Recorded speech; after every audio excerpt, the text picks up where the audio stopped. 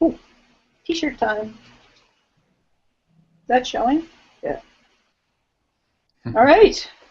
Welcome to the show Sparks for April on remote collaboration. My name is Donna Jones, and normally my co-host, Sandra Hewson, is joining us, but he's now in Perth, Australia, so we've got time zones to figure out. Stoos Sparks was a collaboration that we began over 2 years ago with Sandra in the Netherlands and myself in the world, Canada at the moment. And so today here we are talking about another form of remote collaboration that involves Lisette, Jurgen, and Eleanor across the bottom of the screen. So let's get started. First of all, before we begin, I want to let everybody know, if you're watching this, you can put questions on Twitter using hashtag STOSS, Stoos, which is on my lower third. You can see it there. And you can also ask questions through the Q&A box, and I'll be watching for them in our conversations, and we'll pick those questions up as the further down on the interview. So, Lisette, Jurgen, and Eleanor, welcome to the program. And let me ask you, how did you start your own collaboration? How did that all begin? Well, thanks, Donna. As you know, you and I worked together on the Stoos in Action conference, and Stoos ended up being a thread bringing us all together on the screen. I, in the course of doing some research for that conference, asked Lisette for some advice about Google Hangouts and some other forms of remote collaboration, and that sparked the desire to put together some how-tos and tips, and that's grown into something that we've wanted to work on more and more. And Jurgen, being one of the Stoos founders, was also involved in that original conversation about last year's conference, and Lisette has introduced me to her Happy Melly network.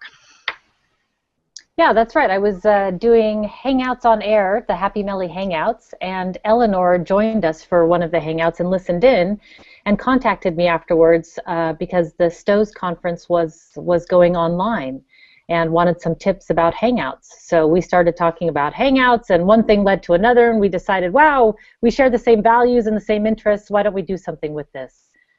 And then and because I was involved with Happy Melly, then Jurgen was also involved with the whole conversation.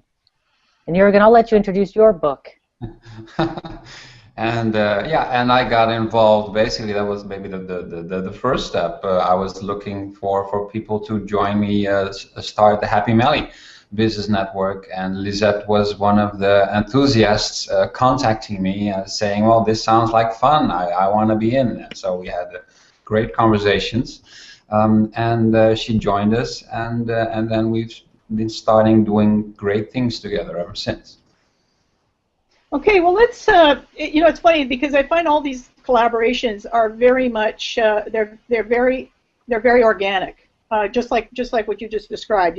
One person picks something up and away it goes. And I noticed we've got now a conversation going on between Italy and Sweden on through these conversations on how they can work together. It's very cool. What kinds of challenges have you found in your experience with not just your own collaboration, but in working with teams and in conversing with different people? What kinds of challenges have you found remote teams face, and what are the insights you can bring? Well, it seems, Donna, that all collaborations, whether they're remote or not, involve an attempt to bridge distance, to bring minds together.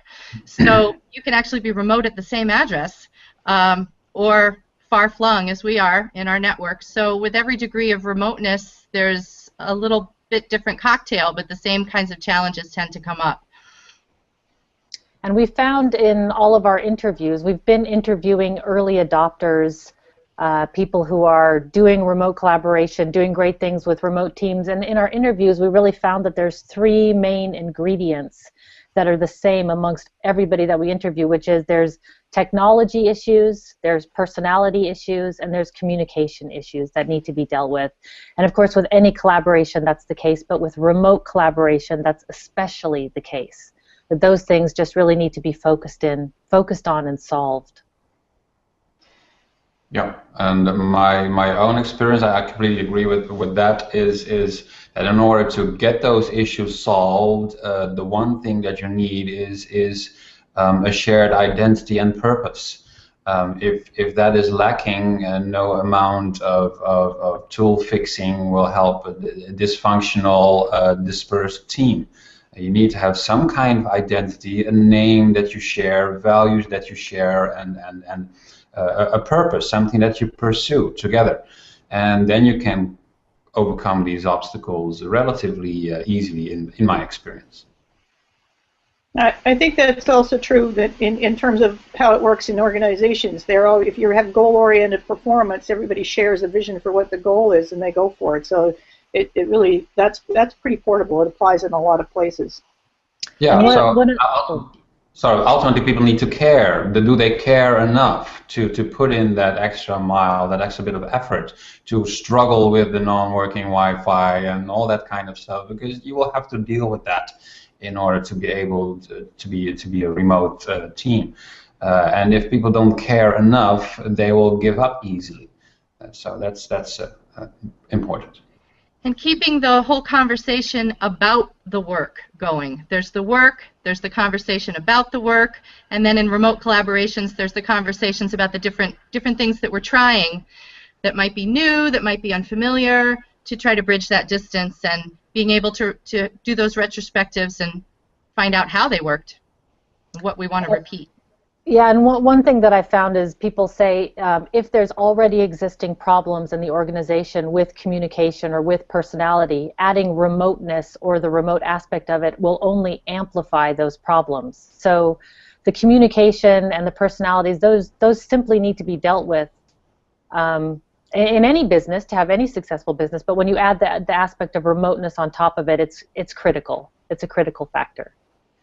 So is out of those three things, out of technology, personality, and the whole communication thing, is there one of them that trumps the rest?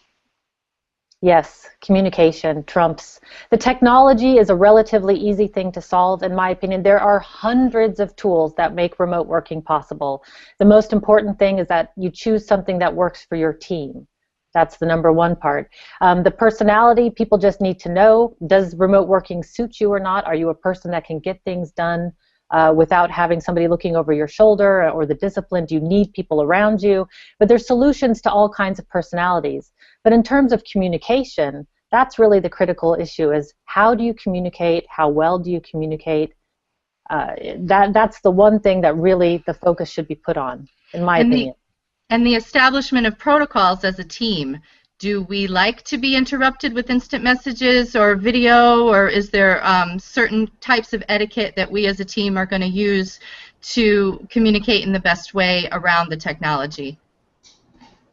Okay, now when you talk about personality, what do you mean by that? Like, are these just a different character, or what's that made of?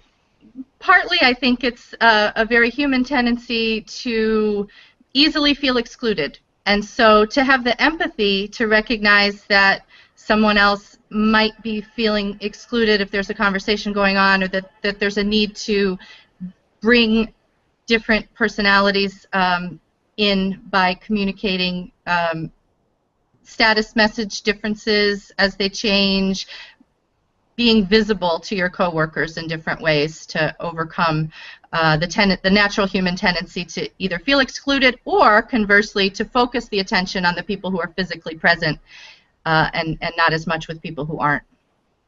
Another aspect of that, though, is are you introverted and are you extroverted? So, for example, I'm actually an ambivert, so I'm in the middle, but I really need a quiet space in order to get my work done. And conversely, my boyfriend is an extrovert, and he actually thrives on being around people, whereas I find it exhausting at times if it goes on too long. So for me, being able to be in a remote, quiet space actually heightens my productivity. That makes a lot of sense. What stories can you share with who's doing this remote collaboration well, and what are the stories behind that? Well, we've had interviews with some really fascinating people. One that particularly stands out is Ryan Carson, the CEO of Treehouse Learning. As you may know, they flattened their organization a few months ago and conduct even pretty high-level business decisions in the form of an asynchronous chat. So They propose projects to each other. They outline the roles that are needed for different projects. They socialize those projects, and if people sign up, they go forward. But the asynchronous chat where everyone's in one conversation is really key to their ability to work across teams, across countries, in an all remote way. Yeah. Any others? Yeah, we've been interviewing tons of people and really finding some fascinating gems. But one is actually an interview that is coming up in a couple of weeks that I'm very excited about, and that's an interview with John Stepper, who has been writing a book about a term called working out loud. And what he means by that is working out loud is essentially just making your work observable to the people that you're working with and narrating it as you go. So, for instance, it could be, I know that there's a big company that they worked on different floors and they hardly saw each other because people had to walk up to the floor to ask a question. So what they ended up doing was updating their instant message statusing, which they all use throughout the whole company, to keep their status accurate as to what they were working on.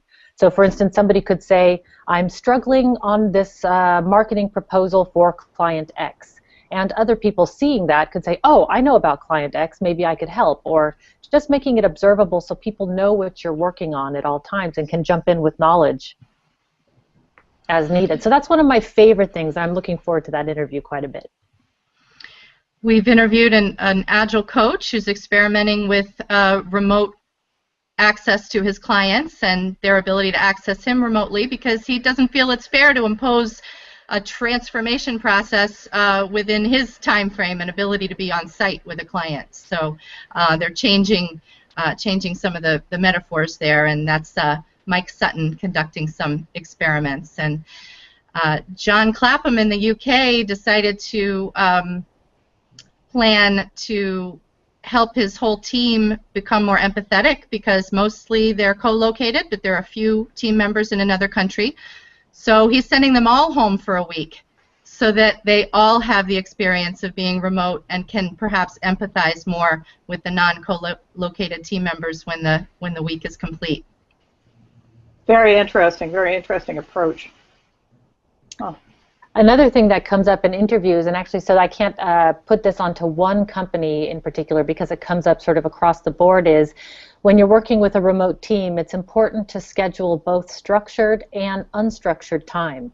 So the structured time is the regular meetings or the work sessions that you might have, but the unstructured time is like the water cooler time or the time when you pass somebody in the hall and you just ask how they're doing. And with remote teams, that becomes especially difficult. You don't have the happy hours, for instance, or the water cooler in which to gather around. So the things that people are doing are, of course, virtual lunches, where you actually come together and you eat lunch together and you just have that time to have those informal conversation. I celebrate with a woman that I work with by having virtual pie. So we have virtual pie together, we show each other pies, and it's just an informal time because those conversations, the casualness needs to be there for conversations to happen, just ideas to pop up. And Tom Howlett, who I've interviewed, just put out a remote works article on InfoQ. But in my interview with him, he was talking about how remote control robots is one way that teams in different places can kind of like goof around, send messages to each other, and have that feeling of being in the same office in a more unstructured, kind of silly, fun way. So, of course, Jürgen's got quite a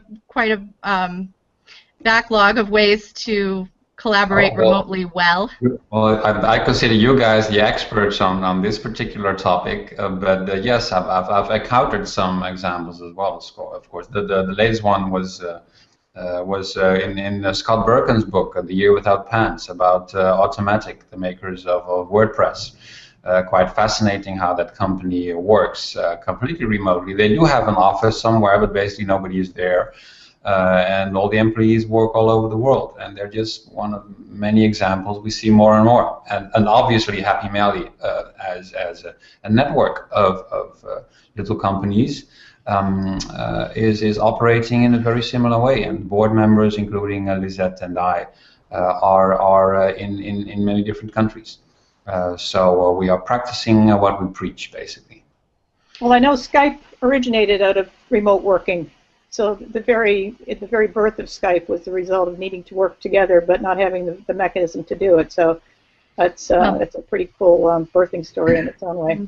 Just this morning, Lizette introduced me to Squiggle. We had a remote working session in a new format.